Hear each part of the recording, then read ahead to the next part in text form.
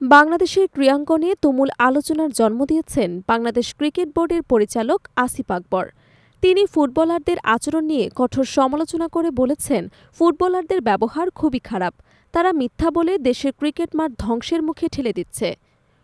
২ দিনের বাংলাদেশ ক্রিকেট কনফারেন্সে দেয়া এই মন্তব্য মুহূর্তেই সামাজিক যোগাযোগ মাধ্যমে ভাইরাল হয়েছে এবং সমালোচনার ঝড় তুলেছে ফুটবল অঙ্গনে।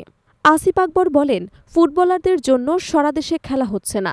প্রত্যেক জেলায় স্টেডিয়াম দখল করে রেখেছে তারা। তাদের আচরণও খারাপ। আমরা তো মারামারি করতে চাই না, কিন্তু প্রয়োজন হলে করব।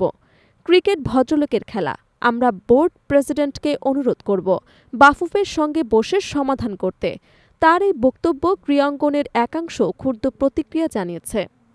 তবে সমালোচকরা বলছেন, ভদ্রলোকের খেলা ক্রিকেটেও তো মিথ্যার আশ্রয় নেওয়া হয়। যেমন এলবিডব্লিউ না হলেও আবেদন করা, ক্যাচ না ধরেও আউট দাবি করা, রান আউট না হয়েও আউট যাওয়া, এসব ঘটনাও কম দেখা যায় না।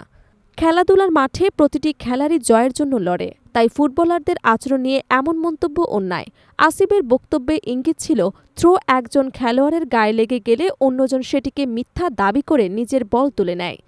কিন্তু বিশ্লেষকরা মনে করেন, খেলায় এমন ত্রুটি বা কৌশল কেবল ফুটবলে নয়, ক্রিকেটেও বিদ্যমান। এদিকে আসিফের এই মন্তব্যে ক্ষুব্ধ প্রতিক্রিয়া জানিয়েছে জাতীয় দলের ফুটবলার শাকিল আহাদ তপু। তিনি বলেন, একজন দায়িত্বশীল ব্যক্তি হিসেবে এমন মন্তব্য অগ্রহণযোগ্য। ক্রিকেট, ফুটবল, হকি সব খেলাই আমাদের। কোনো খেলাকে ছোট করে দেখার অধিকার কারও নেই। আসিফ আকবরের এই বক্তব্যের জন্য তাকে অবশ্যই ক্ষমা চাইতে হবে। তিনি আরও বলেন, দেশে পর্যাপ্ত খেলার মাঠ নেই বলেই ফুটবল আর ক্রিকেটের মধ্যে মাঠ ব্যবহারে সমস্যা তৈরি হচ্ছে। কিন্তু বিসিবি কি নতুন মাঠ তৈরিতে কোনো পদক্ষেপ নিয়েছে? ১৩০০ কোটি টাকা থাকার কথা বললেই হবে না, টাকাটা কাজে লাগাতে হবে।